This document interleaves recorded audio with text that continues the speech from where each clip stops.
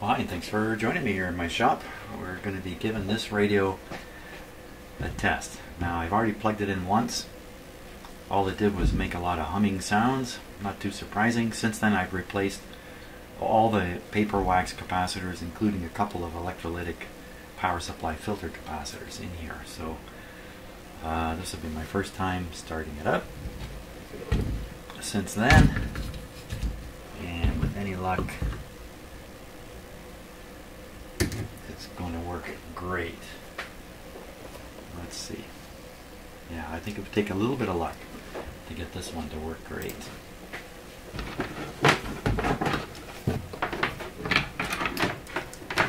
Get it to work great without doing a little more work here. So, okay. Now. Oh yeah, this control. Right. So the volume control, it feels like it's wrecked on this radio, completely wrecked. I'll leave it as it is just now. Tuning is good. Antenna and ground connections here.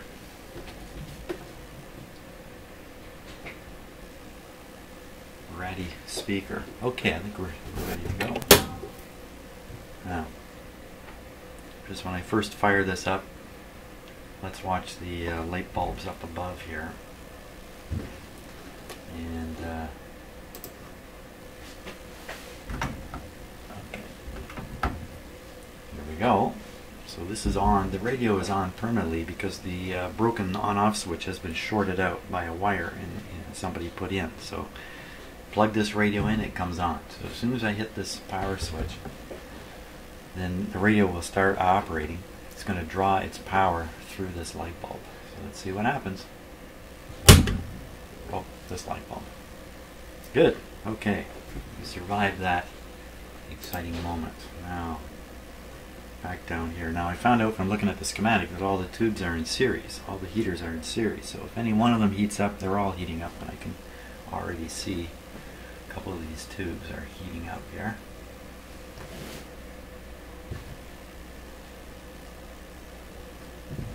Just waiting for some sound to appear.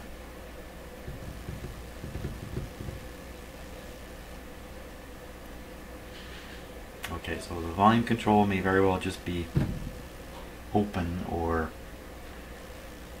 working in such a way that the volume is turned down. Let's try it up. Here we go. This could be jumpy. On the other hand, you could hear nothing.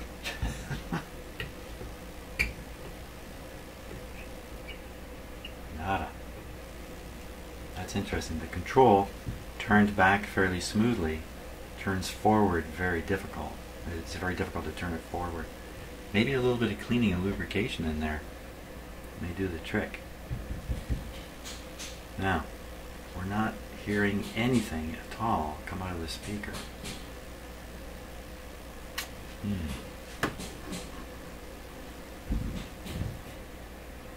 Okay, so the hammering you hear in the background, if you do hear it, is some drywall being installed in my rec room, just a few feet from here.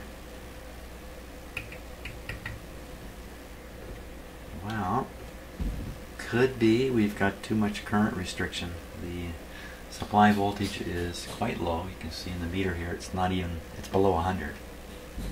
Just a little below, it's actually right at 100. Wow, this radio should be operating. It's going to. Okay, another couple problems. It could be tubes loose in the sockets. So let's do the tube wiggling thing here. You can hear a little sound.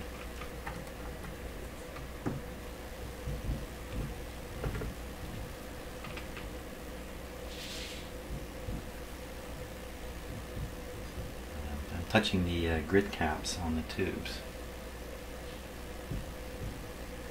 Not a sound.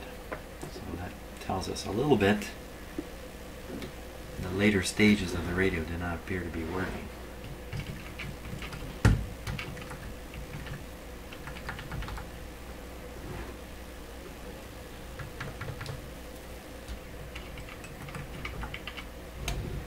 So I think our next step along the way is going to be to do some tube testing and see if the tubes in here are good or not, especially the output tube. I think we'll test the output tube and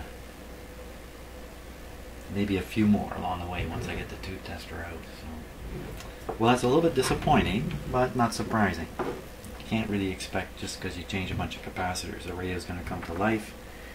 And in about maybe 10% of the times I've done this kind of thing, in the end I track back that I've made a mistake with a capacitor replacement that's actually causing problems. But I don't think that's going to be the case with this radio.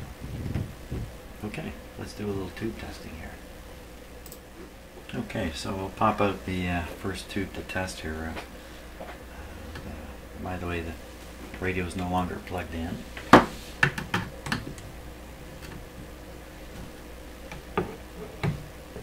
.35L6 output tube. Okay, let's go over that tube tester here. 35L6. They don't usually use the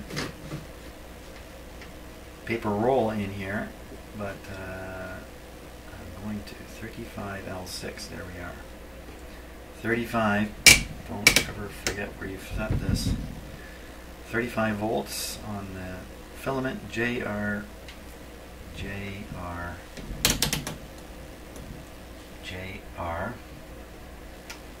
5347 5347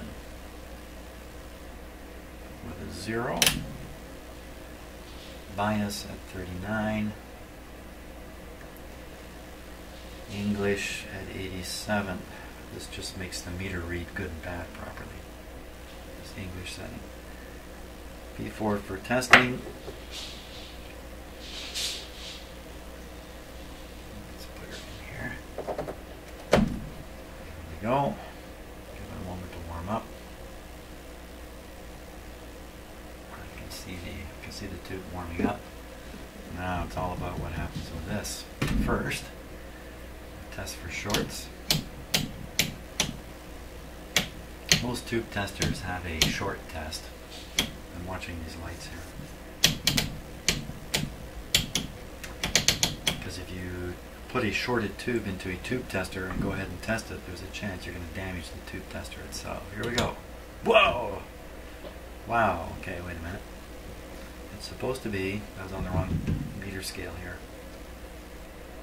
Put it on English. Let's see what it says. English, low part of good. Low side of good.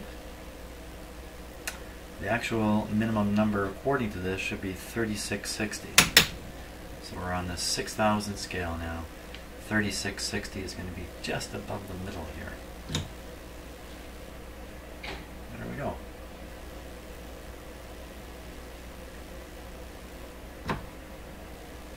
Well, nothing apparently wrong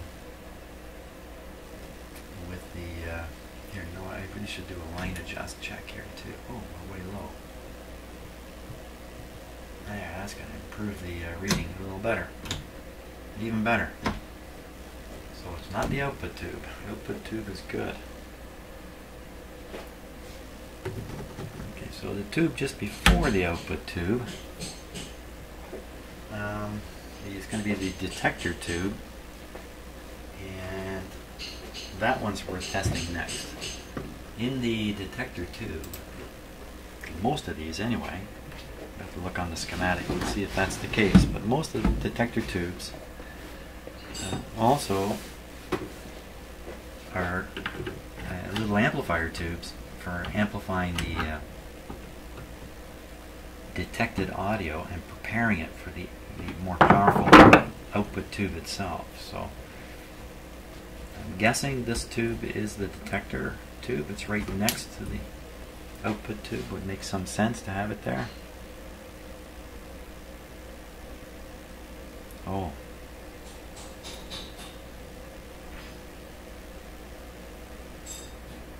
.12Q7.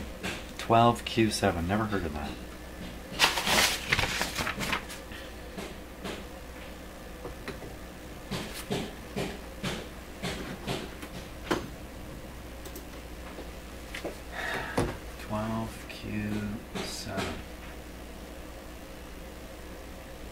Uh-oh.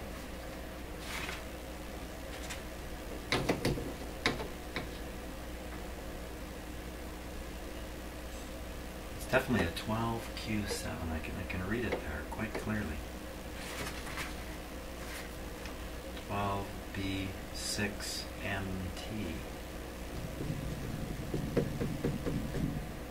Okay, yikes, this schematic may not be the right schematic. How can that be? It's got it listed right there.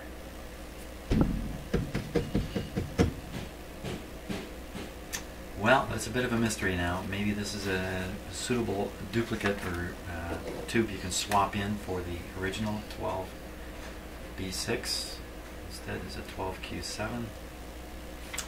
12Q7. Let's see if my tester will even do that. 12Q7. 12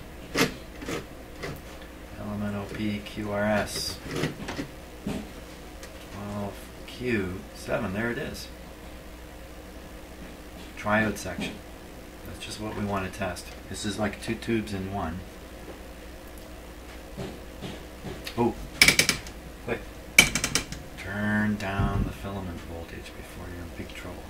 Filament is 12.6. Turn it back up. 12.6. JR 0307 0307 with a 0. 0307 with a 017.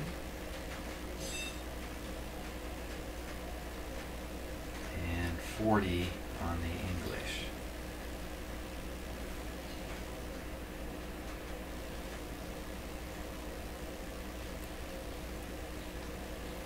Cap. Okay, so I have to attach a grid cap to this. Grid cap thing from here. Can you kind of see that? Just 1 second. What am I hearing?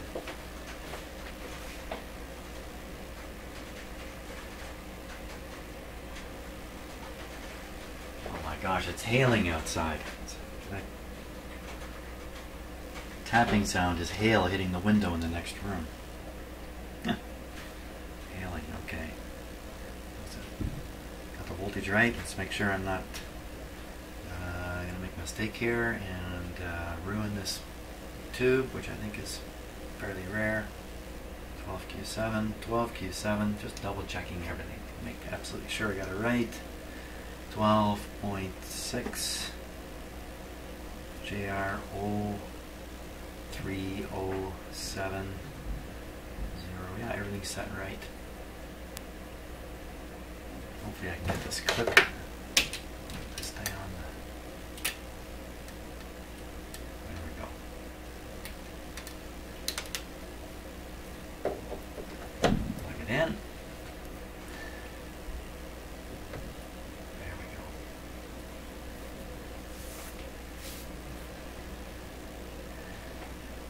Now I don't rush to clean these tubes off either. With this much dust I will clean off the top, but I'm not one for polishing up tubes for fear of rubbing off whatever little information might still be on them. Okay, so that should be warmed up. This tube should read 505. 505 is very low, way down here on the scale. Okay, well we'll set this to English and we'll read the good bad first. Short test, here we go. Good, passes the short test. P4. Okay, so it's showing it out of the good in the replace area. Let's take an actual reading now. So it's right on 500 on my scale, and the minimum is 500. So that tube is actually working. It's actually okay.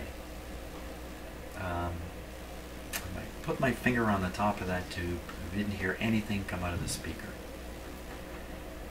So that really suggests that the problem lies between the output of this tube, which is probably okay, and the input to the final amplifier tube. something in there.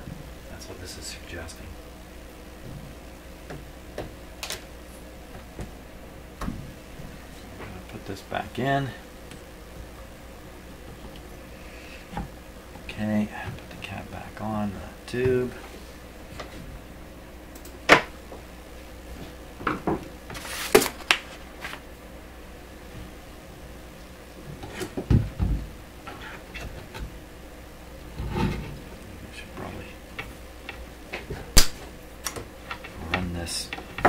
Again, here. Power off. Let's try it again.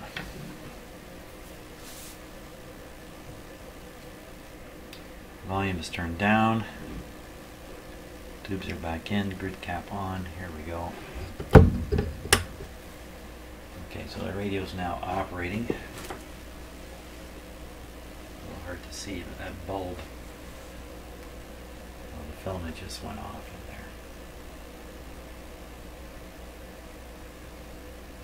I expect the filament to come on again. There it is, coming on again. Now that indicates tubes are conducting after their heaters heat up. That little red glow there. So lots of indications that the radio is operating.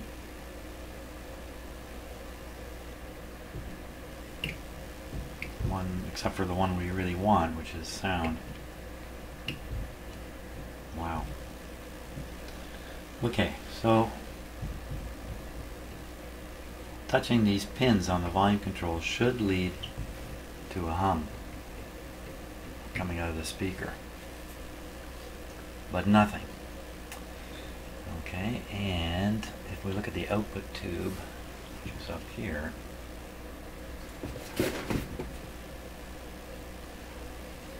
we should be able to get some clicks or some kind of noise out of it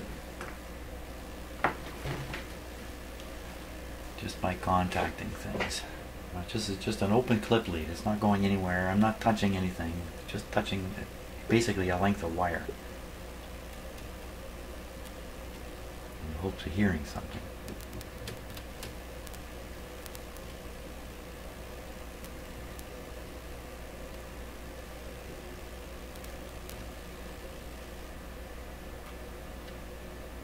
There we are.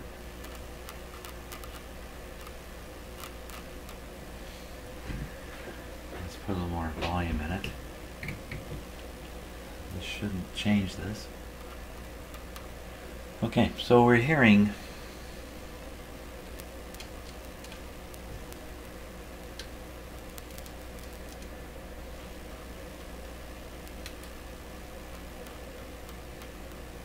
it's very, very subtle.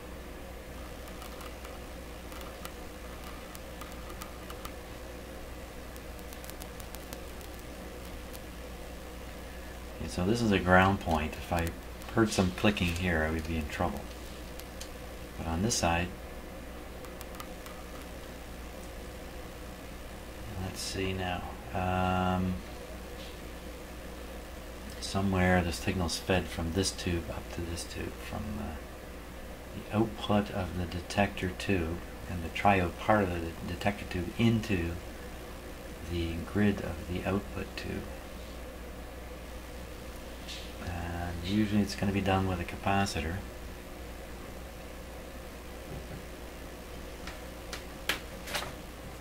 Looking back at the schematic, which I have some doubt about now,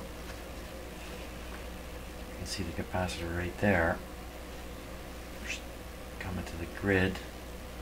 35L6 is correct, so it's pin 5 on the 35L6 is the grid. Pin 5 on the 35L6. Let's see. Pin 5. 1, 2, 3, 4. Pin 5 is the grid I was getting the noise on.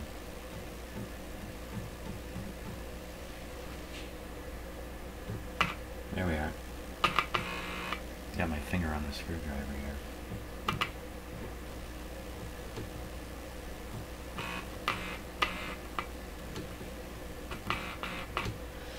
So, the grid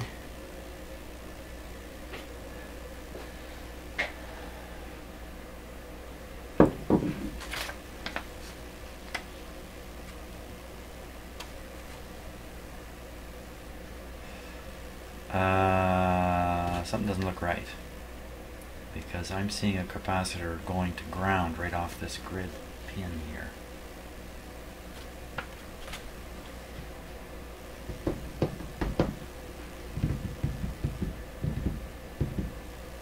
Did I make a boo-boo? Let's see.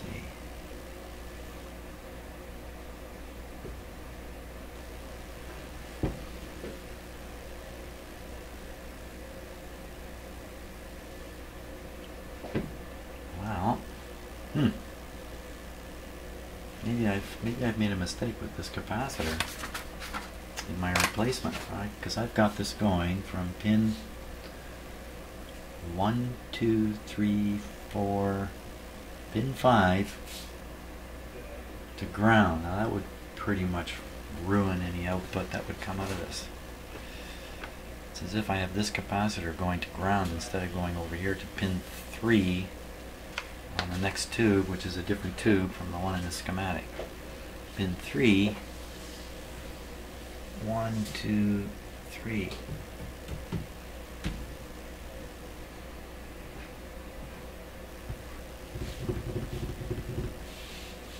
Pin 3 also has capacitor to ground.